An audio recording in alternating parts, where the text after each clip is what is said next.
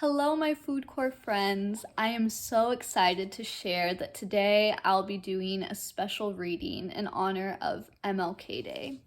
The book that I'll be reading today is Memphis, Martin, and the Mountaintop, the Sanitation Strike of 1968. This book was written by Alice Faye Duncan with illustrations by Gregory Christie. For 9-year-old Lorraine Jackson, the sanitation strike of 1968 hit close to home. Lorraine marched with her daddy and other sanitation workers through the streets of Memphis, fighting for equal rights and safer working conditions. With her mother, she boycotted stores. Lorraine's life was forever changed when she heard Dr. Martin Luther King Jr. preach his famous sermon, "I've been to the mountaintop," to the tired and frustrated strikers. Dr. King was tragically killed the next day, and hope seemed shattered. But Lorraine, her family, and the people of Memphis pushed through those difficult times because dreamers never quit. Author Alice Faye Duncan based the character of Lorraine Jackson on a teacher who participated in the Memphis sanitation strike as a child. Using a riveting combination of poetry and prose, Alice Faye reveals the inspiring story of Dr. Martin Luther King Jr.'s final stand for justice. For when people get caught up with which is right, and they are willing to sacrifice for it, there's no stopping point short of victory. Dr. Martin Luther King Jr. Memphis, Martin, and the Mountaintop, the Sanitation Strike of 1968. Written by Alice Faye Duncan, illustrated by Gregory Christie. Memphis, 1968. I remember Memphis. I remember the stinking sanitation strike. Alley cats, rats, and dogs rummaged through piles of trash. Black men marched through Memphis with protest signs raised high. I also marched in 68 with red ribbons in my hair. I remember Memphis and the legions of noblemen. I remember broken glass and the voice of a fallen king. Fire, smoke, and ashes ravaged midnight cityscapes. Black men marched for honor, and I must tell the story. You must tell the story, so that no one will forget it. Mud puddles. The conflict started in January, cold and wet with rain. Poor wages for black sanitation workers sparked grumblings of a labor strike.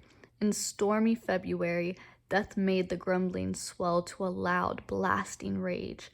I know. I was there as clouds covered the Memphis sky. I had skipped outside to splash and play on the sidewalk in mud puddles. Lorraine, Lorraine. Mama called my name. I could feel it. A punishment was on the way.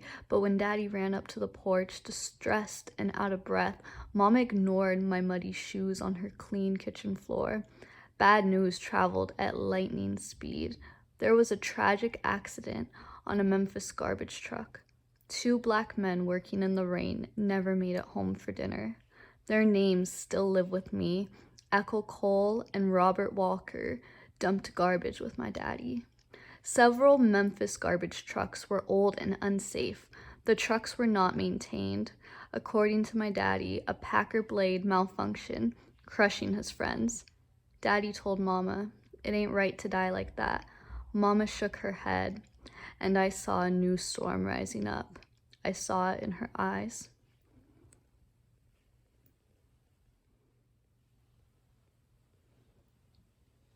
Marching orders. Memphis sanitation workers shared one common trait. Like my daddy, most of the men were black. They carried rusted garbage barrels as slop dripped down their clothes. White managers called them ugly names, too ugly to repeat. The average pay for sanitation workers was $1.70 an hour. Daddy called it starvation pay. Even with a full-time job, he needed government help to buy groceries for our family. Sanitation workers formed a labor union to advocate their rights. Better pay seemed close at hand. The labor union encouraged better treatment and safety on the job, but men faced opposition from Memphis Mayor Henry Loeb. Tall like a giant and stubborn like a mule, Mayor Loeb said no to a pay increase. He did not acknowledge the Workers' Labor Union, the American Federation of State, County, and Municipal Employees, AFSCME Local 1733. To insult the men even further, Mayor Loeb gave little assistance to the Cole and Walker families. When they could take the abuse no more, 1,300 men deserted their garbage barrels. They organized a labor strike on February 12, 1968. In the morning and afternoon, for 65 days, sanitation workers marched 14 blocks through the streets of downtown Memphis. From Claiborne Temple to the steps of City Hall, they squared their shoulders, raised their heads, and carried their picket signs. My daddy marched in that number. He marched for better pay. He marched for decent treatment. My daddy marched for me. Winter blues. The strike crippled garbage collection with terrific success. Replacement workers operated 38 garbage trucks, while a whopping 180 trucks stayed parked at the city barn. Sidewalks turned unsightly by the end of February. Loose paper with crushed cans, empty boxes, and food scraps littered the Memphis streets. With Daddy on the picket line and less money in the house, he rolled pennies to pay our rent. The phone bill went unpaid. 1 week we had no lights. And when classmates visited the candy lady on their way home from school, they bought cookies, pickles, and peppermint sticks. I walked home empty-handed. That year, when I was 9 years old, I learned what the grown folks knew. Trouble visits every life. But as strikers marched through the sun and rain, help came in many forms. A group of Memphis preachers formed Community on the Move for Equality, COME. The organization used church donations to help strikers pay their bill. The National Association for the Advancement of Colored People, NAACP, organized boycotts to support the strike. My mama answered their call. In her right hand, she carried her boycott sign. In her left, she held my hand. Together, we marched past downtown stores with shiny storefront windows. Pretty shoes made me smile, but Mama's money stayed in her purse, and I wore old shoes all winter. Trouble. Every night, Daddy drove his blue jalopy to jam-packed rallies where strikers sang freedom songs. We shall overcome, we shall overcome, we shall overcome someday. Music lightened the heavy mood. Daddy clapped his large black hands. He also listened to Memphis preachers who plotted our strike strategies and delivered fiery speeches to encourage the striking men. As winter turned into spring, experienced union leaders with AFSCME flew into Memphis from Washington, D.C. They spoke with striking workers as advocates and strategists. Still, nothing changed. The mayor railed no to every labor request, and my daddy kept right on marching. One night, as I finished homework in the dark by fading candlelight, Mama pleaded, "William, maybe you should quit the strike and go back to work." Daddy hugged Mama tightly. "Gladys," he insisted, "we gotta hold on till the end." Then I heard him promise, trouble don't always last. Martin. My daddy was a sanitation worker. My mama was a maid. Neither one of them read very well or finished high school. Lifting garbage and cleaning houses was all the work they could find. When Mama's boss paid her wages on Friday afternoons, he also put out old magazines and newspapers in her carry bag. Mama gave the papers to me. I would read the headlines to both my parents, and we'd follow the strike. I read the headlines that early March, when strike negotiations failed. But as Daddy's soles wore thin on his mountain climb, there came a spark of light. Good news filled the air. Reverend James Lawson, a COME advisor, called his old friend Martin to Memphis. The headlines encouraged my parents. Daddy buzzed around the house. "Dr. King is coming to town." Mama told Miss Brooks, our neighbor, "Girl, I can't believe it. Dr. Martin Luther King Jr. practiced nonviolent protest. He was a champion for social change who marched for racial equality across Mississippi, Alabama, and Washington, D.C. It was his persistent demand for justice that inspired President Lyndon B. Johnson to help abolish segregation and sign the Civil Acts Right of 1964. Since Martin had conquered giants in the Valley of Injustice, Reverend Lawson believed his powerful friend could help the striking men. That was my silent prayer as I leaned against my daddy's knee and read the news out loud. Silver writes, I did not plainly comprehend the trouble I saw in 1968.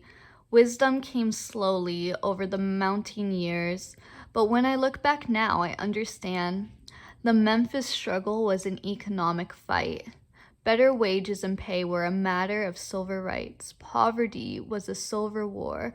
My daddy and his friends were the working poor. The men sought better wages to feed their families and buy decent homes, not run-down shanties like our rented house.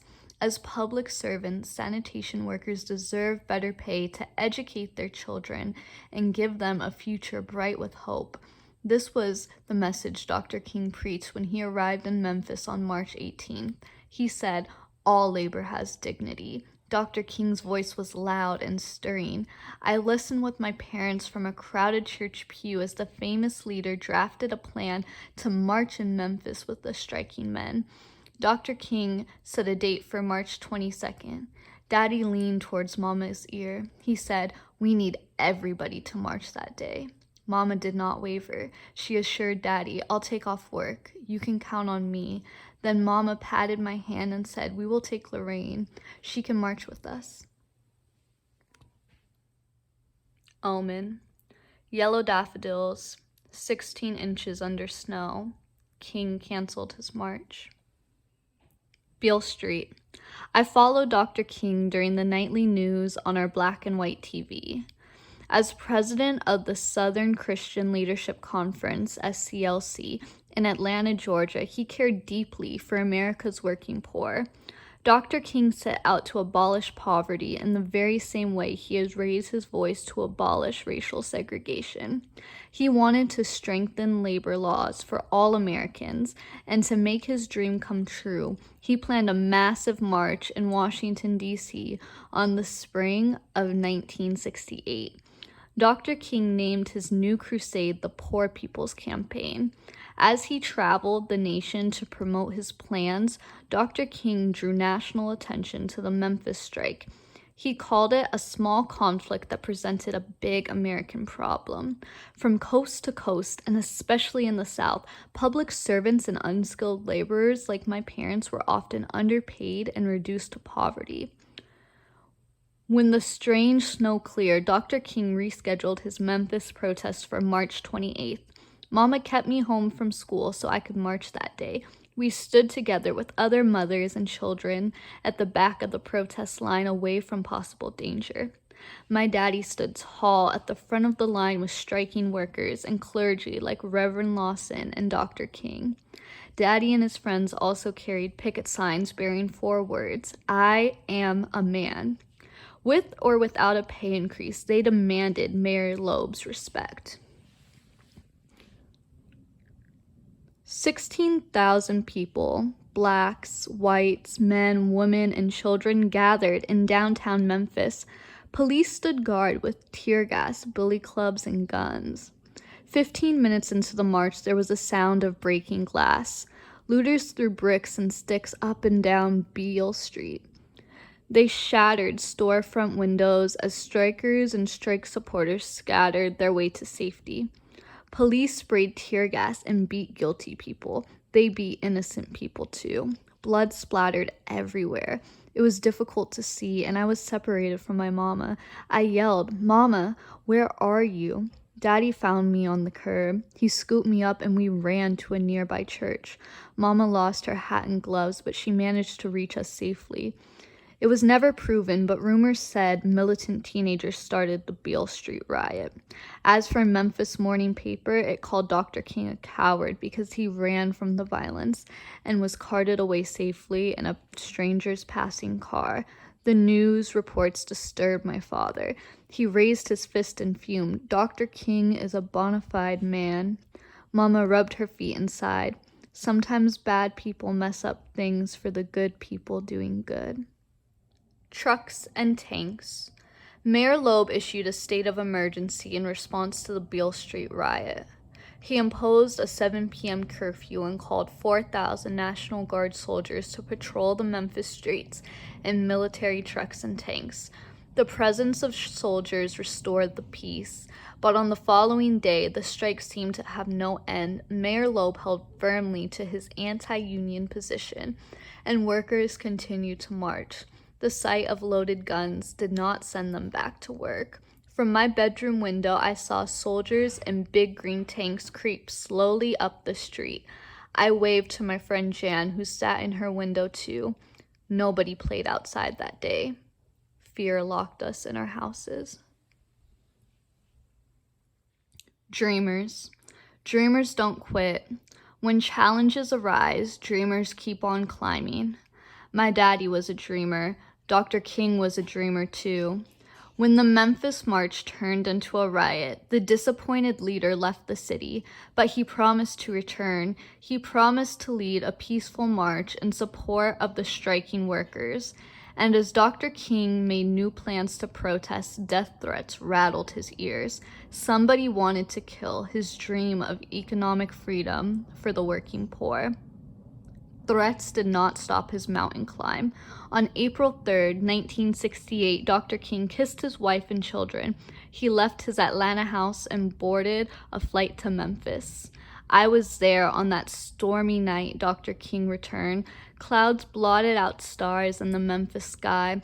Wind whipped through the bending trees. My daddy beamed with hope when he told Mama, Dr. King is going to preach tonight at Mason's Temple Church. In Daddy's blue jalopy, we sputtered through pounding rain. We chugged through bursts of lightning and shrills of tornado sirens. When we entered the church, a preacher named Abernathy stood at the microphone. Ralph Abernathy was Dr. King's best friend. On that stormy night, he delivered terrible news.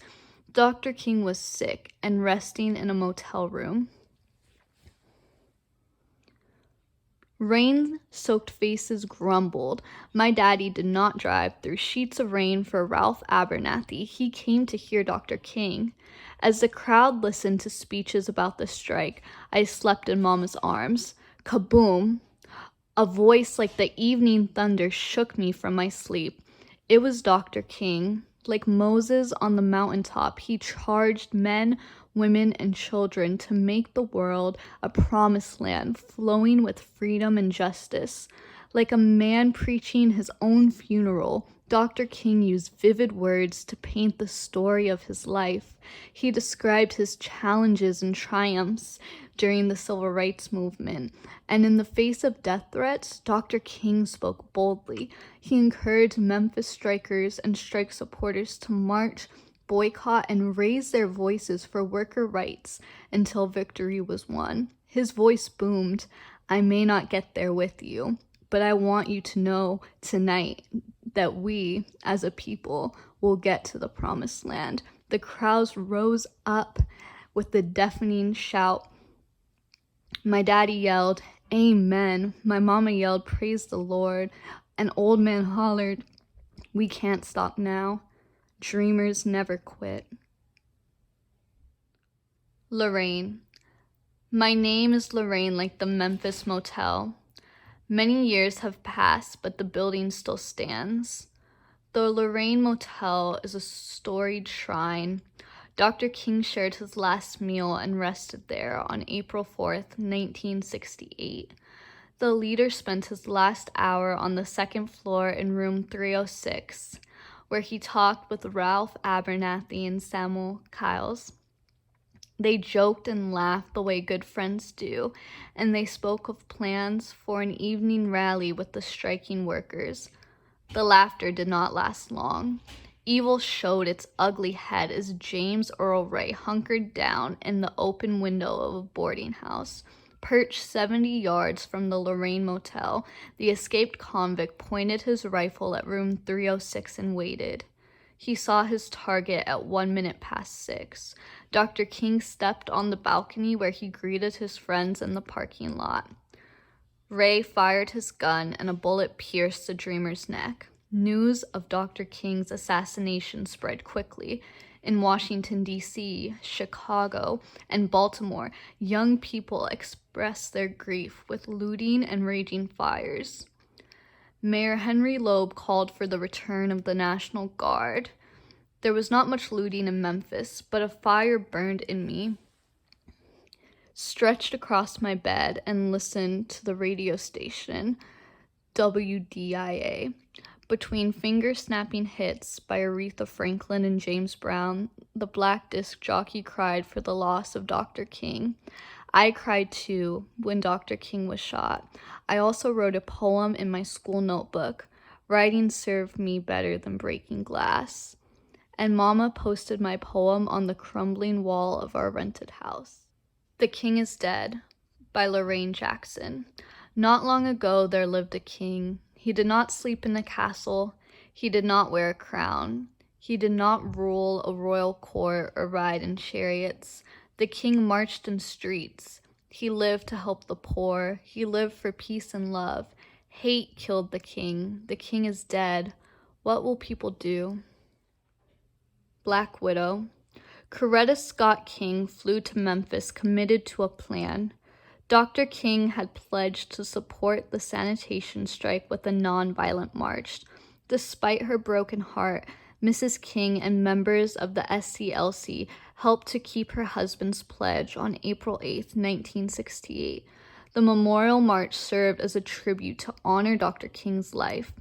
It also reminded Mayor Loeb that workers would strike and continue their upward climb until justice was received. In a wave of 40,000 people, I marched that day between my mama and my daddy.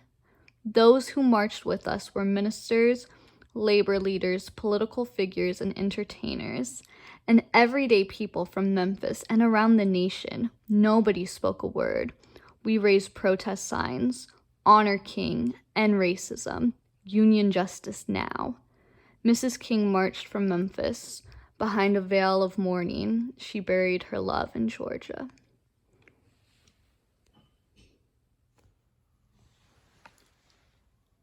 Victory on a blue note. The Memphis Sanitation Strike ended on April 16, 1968. Mayor Loeb never bargained with the workers. President Lyndon B. Johnson sent James Reynolds, a top U.S. labor official, to negotiate the settlement. Reynolds brokered an agreement between the sanitation workers and the Memphis City Council. In the final deal, the city of Memphis recognized the workers' labor union. The men received a pay increase of 15 cents an hour, and they were promised job promotions based off merit, not race. I remember that glad day the stinking strike came to an end. It was the Tuesday after Easter. Daddy marched proudly into the house and smiled at Mama and me. He picked me up, kissed my face, and cried in Mama's neck. Mama squeezed us tightly as tears filled her eyes. So much was won. So much was lost. Freedom is never free. Mountaintop. Dream big, walk tall, be strong, march on. Don't quit, never stop, climb up the mountaintop. The end. I believe it is important to remember Dr. Martin Luther King Jr. as the full person he was. Dr. King was pro-Black. Dr. King was anti-war with a deep commitment to nonviolence in all his work. Dr. King was a man truly moved by the idea of justice, once writing, "Injustice anywhere is a threat to justice everywhere," in a letter from a Birmingham jail. A champion for economic justice, as we saw here, in Memphis, Martin, and the Mountaintop, where Dr. King organized the Poor People's March and brought more attention to the sanitation strike happening in Memphis. Dr. King encouraged people to boycott certain stores and shop black businesses to support the sanitation workers striking. Memphis is also where Dr. Martin Luther King Jr. gave his last speech or sermon, "I've Been to the Mountaintop," before his tragic assassination. To truly honor the legacy of Dr. Martin Luther King Jr., we must remember what history has tried time and time again to erase. Dr. Martin Luther King Jr. was a radical, and as Angela Davis said best, radical simply means grasping by the root. As we continue to reflect on this MLK Day, I encourage you, BPS students, to take part in the following activities to continue this reflection and continue MLK's dream of working towards a more just world. For students K through 5, I encourage each of you to participate in NPR's Poetry Challenge. Dr. King's I Have a Dream speech was actually inspired by Langston Hughes' poem, "I Dream of a World."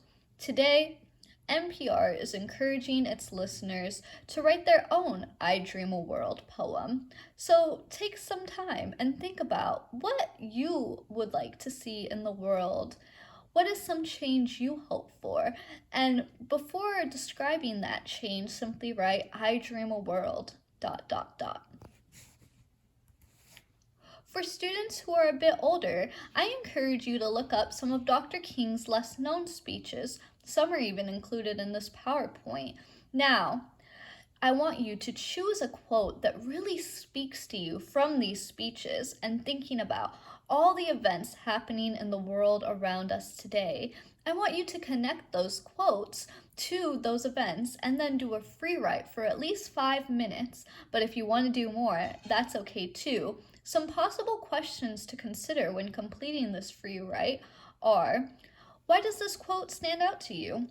What is different today than in 1968? What is similar?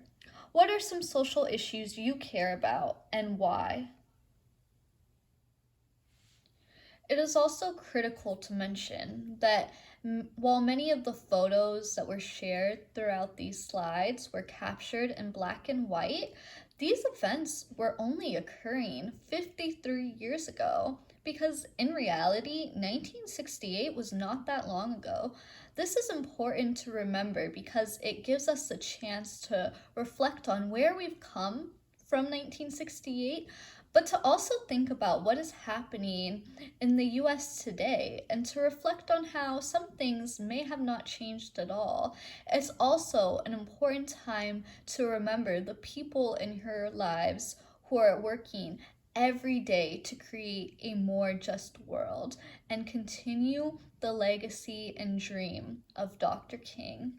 I'm wishing you all a very happy MLK Day and would like to leave you with one of my personal favorite MLK quotes. Our lives begin to end the day we become silent about things that matter. Never become silent. Always speak up and try to do what's right, even if that means getting into some good trouble, in the famous words of John Lewis.